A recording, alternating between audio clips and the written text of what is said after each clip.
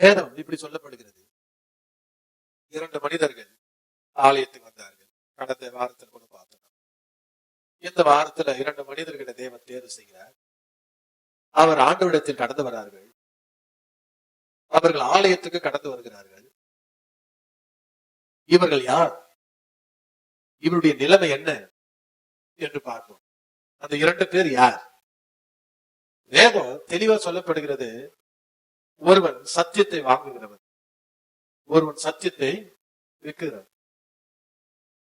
இந்த சத்தியத்தை வாங்குகிறவனும் வருகிறான், விற்கிறவனும் வருகிறான். சரி, வாங்குகிறவன் யார், விற்கிறவன் யார்? நீ தெரிஞ்சுக்கணும்ல. ஏன்னா நான் சொல்லல, உலகம் சொல்லல, தேவன் தான் சொல்றார்.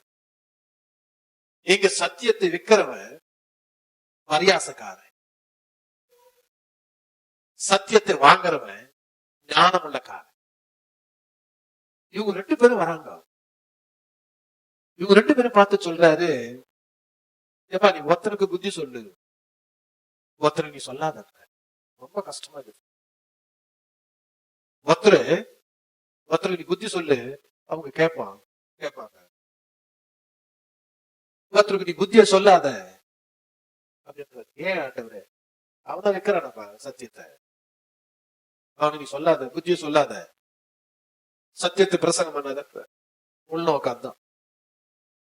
ஏன் ஆண்டவர் இந்த பூமியில எல்லாருக்கும் சத்தியத்தை சொல்லணுமே? ஆமா, அவன் பரியாசக்காரன், சத்தியத்தை விற்கிறான். நீ யார் வாங்குறானோ அவனுக்கு சொல்லு, அவன் ஞானம் அடைவான். ஞானம் அடையறவன் தான் என்னோடு கூட இருப்பான்.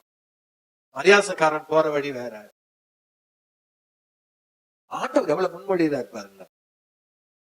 வேதம் சொல்லப்படுகிறது, இந்த புத்திய சொல்லு, கடிந்து சொல்லு, அவனை கொஞ்சம் தேருவான். இந்த ஞானம் உள்ளவன் கொஞ்சம் தேருவான் வாழ்க்கையில. இந்த ஞானம் உள்ளவன் பக்குவம் அடைவான், கொஞ்சம் நல்லா இருப்பான். ஆண்டவர் பாரு எப்படி சொல்ற வேத வசனம் சொல்லப்படுகிற. எடுத்து நீ வாசிய, யாருக்கு சொல்ல சொன்னார், யாருக்கு சொல்ல சொல்லக்கூடாதுன்னு சொன்னார் பார்க்கலாம். நீதிமொழிகள் 9வது அதிகாரம் 8வது வசனம் வாசி. பரியாசக்காரனை கடிந்து கொள்ளாது, ஞானம் உள்ளவனை கடிந்து கொள், அவன் உன்னை நேசிப்பான். 2 வார்த்தை சொல்ற.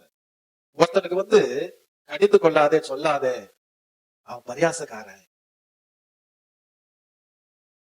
ஞானம் உள்ளவனுக்கு நீ சொல்லு, அவன் அதை பிடிச்சுப்பான். என்ன பெரிய சொல்ற? கடிந்து கொண்டு சொல்லு ஞானம் உள்ளவனுக்கு. இவனுக்கு சொல்லாதன்ற நம்ம இதுவரை சொல்லிக்கிறோம். எப்படி சொல்லிக்கிறோம்? ஆண்டவர் கிட்ட இவன் மனம் மாறுவான், இவர்கள் ஆண்டவரை பிடித்துக் கொள்வார்கள் என்று நம்ம சொல்லிக் கொண்டு இருக்கின்றோம். அதுக்கு உதாரணமாய் வேதகத்துல ஒரு எஜமானுடைய நிலத்துல ஒரு அத்தி மரத்தை நட்டு அதை பராமரிக்கின்ற போது அது கனி கொடுக்காம இருந்தது. அந்த தோட்ட எஜமான் சொல்ற வேலைக்காரனை பார்த்து, ஏப்பா தோட்டத்தை எல்லாம் கெடுத்துருது, ஏதோ நட்டம், அது 4 காய் காய்க்குது, அது திருப்தி ஆக்கும், வாய்க்கு ருசியா இருக்குன்னு பார்த்தோம், அது நம்மளை ஏமாத்துது. எந்த ஒரு மரத்தால அது கீழே இருக்கிற நிலத்தில் இருக்கிற பயிரெல்லாம் நாஸ்தி ஆயிருந்தப்பா, வெட்டிட்டு. அதுக்கு அந்த மனுஷன் சொல்றான், 2 தேவ பிள்ளைகளே, ஐயா உன்ன கொஞ்சம் காலம் இருக்கட்டியா, இன்னும் கொஞ்சம் காலம் இருக்கட்டும், அதை பார்த்துக்கின்னு அப்படி வெட்டிடலாம். என்ன பெரிய வார்த்தை பத்தியா? ஒரு 3 வருஷம் இருக்கட்டியா, அதோடைய குணாதிசயங்களை பார்க்கலாம். பூ எடுக்குதா, பிஞ்சு விடுதா, இல்ல காயா நம்மளுக்கு கொடுக்குதா, இல்ல கொடுக்காத போது பார்க்கலாம். அந்த 3 வருஷம் கஷ்டப்பட்டு தண்ணீர் பாய்ச்சி அதை பக்குவப்படுத்து. 2 தேவ பிள்ளைகளே கனி கொடுக்கல, ஏமாத்திட்டு அத வெட்டி போட்டான். ஆண்டவர் சொல்றாரு, அந்த பரியாசக்காரன் கூட அப்படிதான்பா, இந்த பரியாசக்காரன் கூட அப்படிதான். யாருக்கு புத்தி சொல்லு, யாருக்கு சொல்லக்கூடாது. பரியாசக்காரனுக்கு கடிந்து கொள்ளாதுப்பா, அவனை பகைச்சுக்குவான். ஆனா ஞானம் உள்ள காரனுக்கு நீ புத்தி சொல்லு, அவன் ஞானத்துல தேறிடுவான். இவன் சத்தியத்தை பரியாசக்காரன் வைக்கிறவன், ஞானம் உள்ள வாங்குறவன் ஆக வந்திருக்கிற நீங்க ஒரு அலையில சொல்லுங்களேன். கத்த நல்ல. நீதிமொழிகள் 23:23 வாசி. சத்தியத்தை வாங்கு. என்ன மாதிரி சொல்றாரு? அதை விற்காத, அப்படியே ஞானத்தையும் உபதேசத்தையும் புத்தியையும் வாங்கு. சொல்றாரு, விற்காதேப்பா. விற்கிறான். ஆண்டவருக்கு பயங்கரமான கோபம் வந்துதான் சொல்றாரு. அவனுக்கு நீ புத்தி சொல்லாத. அவன் போற பாதை நரகத்துக்கு தான் போறதுதான் வாழ்ந்து இருக்கிறான். என்னாலே முடியலையே, உன்னால என்ன முடியும்? விட்டு நம்ம எப்படி செய்யணும்? யாரு நமக்கு என்ன தெரியுது? ஆனா நீ பிரசங்கம் பண்ணு, நான் சொல்றேன் பாருங்க. யாரு வாங்குறான், யாரு விற்கிறான்? விற்கிறவன் வருவானா? சபையில வந்து வருவானா? நீ சொல்லு. அப்ப வாங்குறவன் சபையில எதை வாங்குறான்னா சத்தியத்தை வாங்குறான், போதனையை வாங்குறான், உபதேசத்தை வாங்குறான். ஆண்டவன் என்ன அதிகம் சொல்ல? அவன் தான் ஞானம் உள்ளவன். ஞானம் அற்றவன் தான் பரியாசக்காரன். அவனுக்கு கடிந்து கொள்ளாத, அவனை விட்டுட்டு மனமான போக்கில் விட்டுட்டு அவனுக்கு புத்திமதி சொல்லாத. நமக்கு அதை நம்ம கேட்க மாட்டேன். ஐயோ, இந்த மனுஷன் இந்த வழியில போனா கெட்டு போயிடுவாரே, இந்த சகோதரி இப்படி போனா கெட்டு போயிடுவாரு, நமக்கு புத்திமதி சொல்றோம். ஆனா ஆண்டவர் சொல்றாரு, சொல்லாதப்பா. அவன் விற்கிறவன். வேதம் என் அன்பு தேவ பிள்ளைகளே இப்படி சொல்லப்படுகிறது. ஞானம் உள்ளவனுக்கு சொன்னா அவன் தேருவான், ஞானத்துல கொஞ்சம் தேருவான். இவன் வந்து பயப்பட மாட்டான், கர்த்தருக்கு பயப்பட மாட்டான், அவன் பயப்படுவான். சொல்றாரு, யார் பயப்படுவான், யார் பயப்பட மாட்டான்? அவன் ஞானம் உள்ளவன் பயப்படுவான். ஆளை எப்ப திறக்கும் போதே நீ ஆண்டவனுடைய 4 லட்சம், நமக்கு இருக்குது 1000 சோழி, இதெல்லாம் தூக்கி போட்டுட்டு தேவனுடைய பாதத்துல உட்கார்ந்து இருக்கிறியம்மா. ஐயா, ஆண்டவர் சொல்றாரு, ஞானம் உள்ளவன் பயப்படுவான், அவன் பயப்பட மாட்டான்பா. நம்பி சொல்றாரு. ஆண்டவர் சொல்றாரு, அவன் ஞானம் உள்ளவன் ஆயுசு நான் கொடுப்பேன். அவன் கேட்காது, நான் கொடுப்பேன் ஆயுசு. இந்த பரியாசக்காரனுக்கு அவன் தான் எனக்கு பயப்படுறது இல்லையே, ஆயுசு எங்க கூட்டுறா இருப்பாரு. என் அன்பு தேவ பிள்ளைகள், ஆண்டவர் சொல்றாரு, என் அன்பு தேவ பிள்ளைகளை ஏன் ஆண்டவர் அவனுக்கு சொல்லக்கூடாது? பரியாசக்காரனுக்கு புத்திமதியான் சொல்லக்கூடாது, கடிந்து கொண்டு சொல்லக்கூடாது அப்படிங்கிறா. அவன் வந்து இந்த பரிசுத்தமான செப வீட்டை கல்லர் கோக்கி ஆகிடுவான். பேசுறாரு, ஆண்டவர் தான் சொல்றாரு. ஏன் அவன் சத்தியத்தை விற்கிறோம் வா, அவன் பரிசுத்தம்னு தெரியாது, இதை கல்லர் கோக்கிய மாத்திடுவான். இன்னொரு ஆண்டவர் சொல்றாரு, ஆலயத்தை தீட்டுப்படுத்திடுவான், ஆலயத்தை தீட்டுப்படுத்துவான்பா.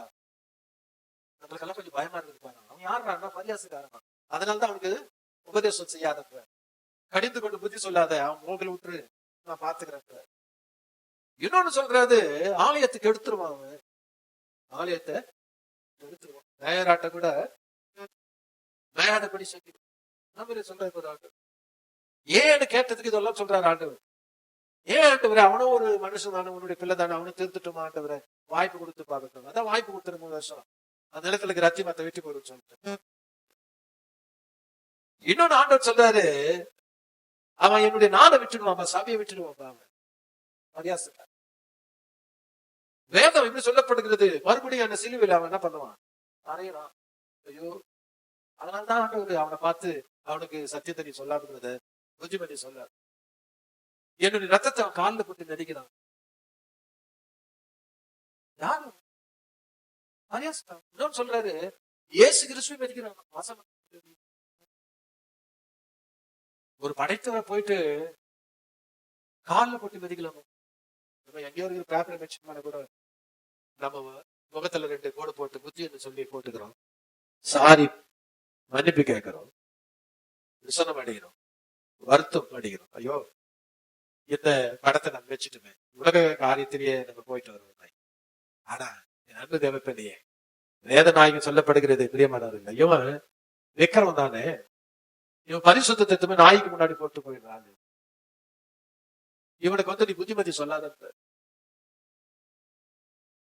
என் அன்பு சகோதரா, என் அன்பு சகோதரியே, நம்முடைய இதயம் ஆடுகிறது, நம்முடைய நாடி நரம்பெல்லாம் வேதனை அடைகிறது. இப்படியும் ஒரு சக்தி இருக்குதா? இப்படியும் மனிதன் வாழ்ந்து கொண்டிருக்கிறாங்க. வேதத்தின் நாயகன் என்று சொல்றார். பிரியமானவர்களே, உலகம் கொஞ்சம் கொஞ்சமாய் அழிந்து கொண்டு வருகிறது. பரியாசக்காரனை கடிந்து கொள்ளாதே, அவன் உன்னை பகைப்பான். ஞானம் உள்ளவனை கடிந்து கொள், அவன் உன்னை நேசி.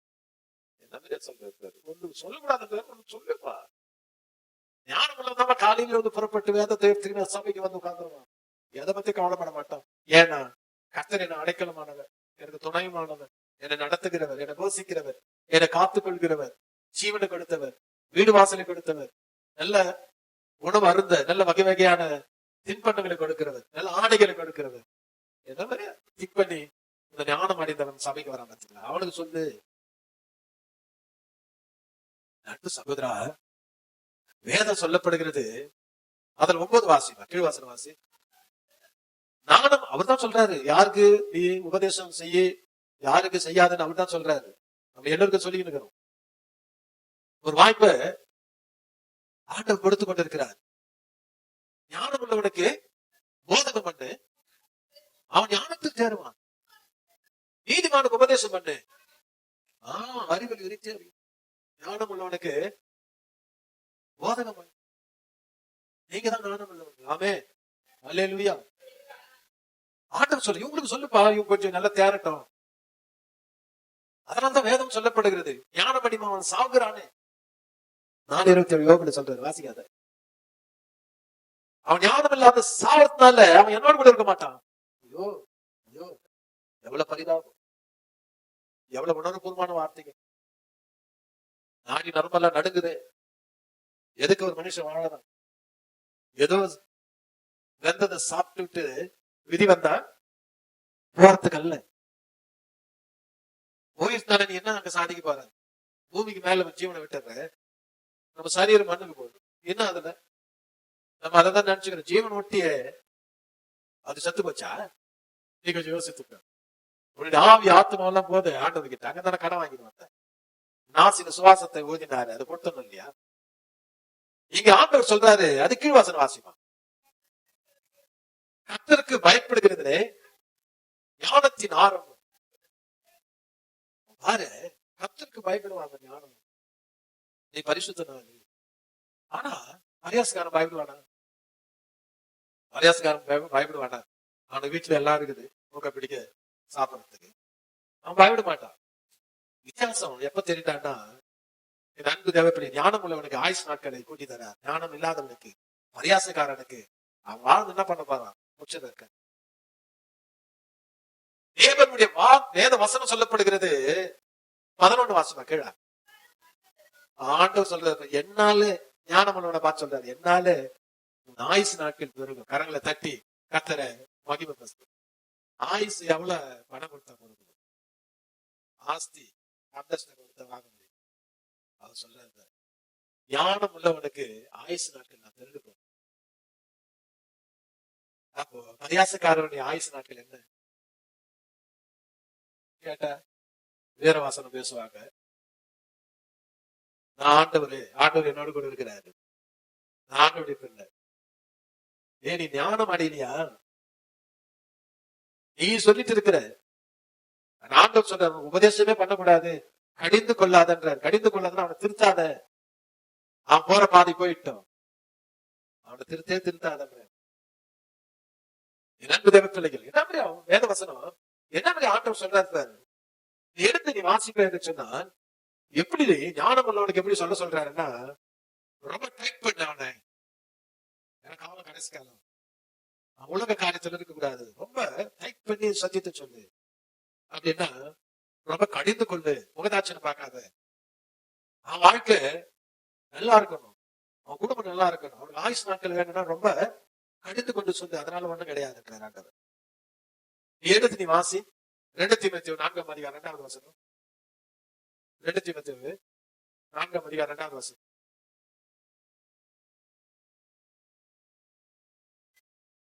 சமயம் வாய்த்தாலும் வாய்க்காவிட்டாலும் எப்படிமா சொல்றாரு? ஜாக்கிரதையா திருவசனத்தை பிரசங்கம் பண்ணு. எல்லா நீடிய சாந்தத்தோடும் உபதேசத்தோடும் எப்படி சொல்றாரு? கண்டனம் பண்ணி கடிந்து கொண்டு புத்தி சொல்லு. அப்படி சொன்னா அவன் ஞானத்துல கொஞ்சம் தேர்வாப்பா, அவன் கொஞ்சம் யோசிப்பான், அவன் கொஞ்சம் மன வருத்தப்படுவான். ஐயோ ஆமல்ல, என் ஜீவாதிபதியை நான் விட்டுட்டேன். அதனால ஒண்ணு இல்ல, நீ கடிந்து கொண்டு கண்டனம் பண்ண என்ன சொல்றது, அவனை கடிந்து கொள்ளு. நம்ம பேசுறோம் இல்லையா, ஒரு பிள்ளைகளை வீட்டுல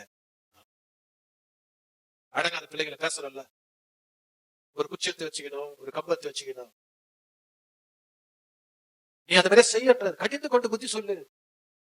உலகம் கொஞ்சம் தான் இருக்குது, கால நீ செல்லாது, கால குறுகி போய்க்குது. என்ன மாதிரி பேசுற ஆண்டவர், நீ கடிந்து கொண்டு அவனுக்கு புத்தி சொல்ல. இப்ப என்ன பண்ணலாம், சத்தியத்தை விற்கிறவன் இருக்கிறானா, நீ அங்காடியால கண்டுபிடிக்கலாம். யாரு விற்கிறா, யாரு வாங்குறா, யாரு சத்தியத்தை வாங்குறான், சேமிக்கிறான், யாரு பயப்படுறான், நீ உனக்கு தெரியும். நீ பார்த்துதான் இருப்ப. இனி பாரு, இனி பார்க்கலன்னா இனிமேல் பாரு. என்ன தேவ பிள்ளைகிட்ட வேதம் இப்படி சொல்லப்படுகிறது. தீத்து 2ஆம் அதிகாரம் 15வது வசனம் வாசியே. தீத்து 2:15 வாசி. என்ன சொல்றாரு பாருப்பா, உனக்கு எல்லா அதிகாரம் நான் கொடுத்துட்டேன். நான் தான் உனக்கு யோசிப்பு முதல் ஜீவன் வரை உனக்கு எல்லாத்தையும் நான் உனக்கு சப்ஜெக்ட் பண்றேன்.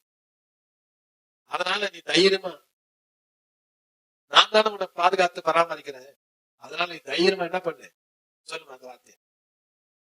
இவைகளை நீ பேசி போதித்து சகல அதிகாரத்துல உனக்கு கொடுத்திருக்கிற சகல அதிகாரத்தோடு கடிந்து கொள். என்ன முடிக்கிறார் பார், ஒருவனும் உன்னை அசைட்டு பண்ண இடமே கொடுக்காத. அவன் என்ன அசைட்டு பண்ணாலும் நீ இடம் கொடுக்காத. அப்படி யாரான இருக்கிறாங்களா சபையில? இனிமேட்டு பாரு, இனி சத்தியத்தை யார் ஊக்கமா உட்கார்ந்து கவனிக்கிறாங்க, யாரு வாங்குறாங்க, யாரு வித்துட்டு போறாங்க, நீ பாரு. ஆனா ஆண்டவரு என்ன மாதிரி அருமையா சொல்றாரு பாரு இந்த வார்த்தையை, சகல அதிகாரத்து. நீ ஏன் பயப்படுற? நான் சொல்ல சொன்னா சொல்லு, சொல்லு. கேட்டா கேட்க போயிட்டு பரியாசக்காரனாட்டு கூட சேர்ந்து அந்த கூட்டத்தை கூட போய் நீ கடிந்து கொண்டு. சில பேர் அதை ஐயோ ஆண்டவர் தான் என்ன அந்த வழியிலிருந்து என்னை காப்பாத்தினாரு, அது நல்லதான் நினைக்கிறாங்க. சில பேர் புத்திமதி சொன்ன விசனமா இருக்குது. நல்ல புரியுத பாருங்க. எது சபைக்கு எதுக்கு வரோம்? புத்திமதி வாங்கதான் வரோம். ஆமென், அல்லேலூயா. சில பேர் அதை நல்லதா எடுத்துக்கிறாங்க. சில பேர் எனக்கு தெரியாத புத்திமதியா சொல்ல வந்துட்டாரு. யாரு அவனாக பரியாசக்காரு, ஞானம் பேச மாட்டான். யா நல்ல நேரத்துல காப்பாத்திட்டீங்க, நல்ல புத்திமதி சொன்ன, இந்த வழியில போகாதேப்பா, இந்த வழியில போ. ஞானம் உள்ள அருமையா எடுத்துக்கிறான் பாரு. ஏன்னா ஆண்டவர் சாந்தமானவன். இந்த புத்திமதி ஆண்டவர் தான் சொல்லி அமைச்சாரு. இந்த புத்திமதி யார் சொல்லி அமைச்சது? ஆண்டவர் சொல்லி அமைச்சாருன்னு ஏற்று. ஆனா பரியாசக்காரர் ஏத்துக்க மாட்டான். அதனாலதான் சொல்றாரு, உனக்கே ஆப்போசிட்டா வருவான், நீ இடம் கொடுக்காத. எத்தனை பேர் பரியாசக்காரர் இருக்கிறான், எத்தனை பேர் சத்தியத்தை வாங்குறவங்க இருக்கிறான், எத்தனை பேர் விற்கிறவங்க இருக்கிறான். ஆனா இது நான் சத்தியத்தை தான் சொல்றேன், வேதத்தை தான் சொல்றேன். வேதம் இப்படி சொல்லப்படுகிறது. தீத்து 1வது அதிகாரம் 14வது வசனம் வாசி. விசுவாசத்திலே எப்படி சொல்றாரு பாரு. இன்னும் விசுவாசத்தை ஊற்று. அவங்க ஆரோக்கியமான விசுவாசத்துல, விசுவாசம் தான் அவங்களை காப்பாத்தும். ஏதோ நான் நினைச்சு நான் சம்பாதிச்சு வச்சுக்கிற சொத்து சுதந்திரம் என்னை காப்பாத்தாது. அது ஒரு நல்ல கைவிட்டுடும். என் அன்பு தேவ பிள்ளைகளே, விசுவாசத்தை அவர்கள் ஊற்று, ஆரோக்கியமடைவார்கள். வாசி. ஆரோக்கியம் உள்ளவர்களா இருக்கப்படி நீ அவர்களை கண்டிப்பாய் கடிந்து கொள். யார் சொன்னது? ஜீவ வார்த்தை சொல்லுது. நீ அவர்களை கண்டிப்பாய் முகதாட்சின்னு பார்க்காத, சின்னவும் பெரியவனு பார்க்காத, வாலிப பிள்ளைங்கன்னு பார்க்காத, வயசாயிடுச்சுன்னு பார்க்காத, உனக்கு ஆனவங்க ஆவாதவங்கன்னு பார்க்காத, உனக்கு தாங்குகிறவர்கள் தாங்காதவங்க பார்க்காத. அவர்கள் யாரா இருந்தாலும் ஆண்டு பேசுறது நீ கண்டிப்பா கடிந்து கொண்டு. நம்ம கடிந்து கொண்டா ஆண்டு தேடுறதுக்கு வருவாங்களா? யார் வரமாட்டான்? பரியாசக்காரன் அப்படின்னு சொன்னீங்க. அதனால ஆண்டவர் சொல்றாரு, ஞானம் உள்ளவனுக்கு ஆயுசு நாட்கள் நான் பெருக பண்ணுகிறேன், ஞானம் இல்லாத பரியாசக்காரனுக்கு அந்த ஆயுசு நாட்கள் என் கையில் இருக்கு. கடைசியா ஒரு வார்த்தை, யோபு 28:28 வாசி. யோபு 28:28 வாசி. நன்கு தேவ பிள்ளைகளே, மனுஷனை நோக்கி இதோ ஆண்டவருக்கு பயப்படுகிறதே ஞானம், கொல்லாப்பை விட்டு விலகுவதே புத்தி என்றார். இப்ப ஒரு சாயிஸ் தர,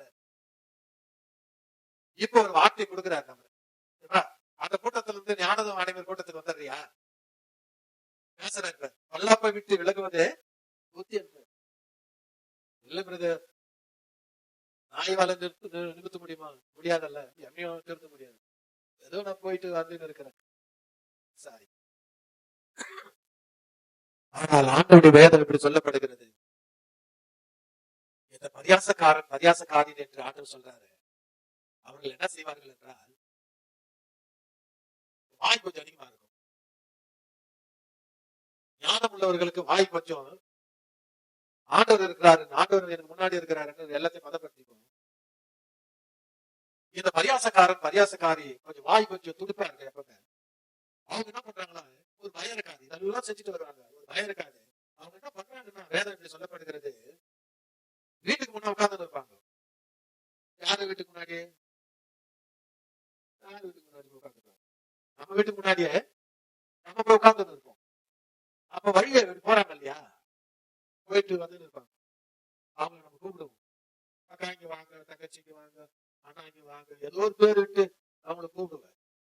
கூப்பிட்டு நீ என்ன சொல்ற முடிச்சது, நீ எடுத்து வாசி, சத்தியத்தை எடுத்து வாசி. நீதிமொழிகள் 9வது அதிகாரம் 13 கொஞ்சம் வாசி. வாயாடி, இப்ப நம்பர் 1 சொல்றாரு, வாயாடி வீட்டுல வாழ்ந்து இருக்காங்கன்னு வச்சுக்கோ. பரியாசக்கார லிஸ்ட்ல எப்படி சேர்க்கிறாரு இந்த நாட்டில். அதனாலதான் சொல்றாரு, ஞானம் அடையறவங்களுக்கு சொல்லியிருப்பாரு, ஞானம் அடையாத வாயாடிக்கு சொல்லாத. இப்ப 14 வாசி, கீழ்வாசனம். அவள் தன் வீட்டு வாசல்படியிலும் பட்டணத்தின் மேடைகளிலும் எப்படி பாரு, ஆசனம் போட்டு உட்கார்ந்து தன் வழிகளில் நோக்கி என்னமா மேலே போகும் வழி போக்கரை பார்த்து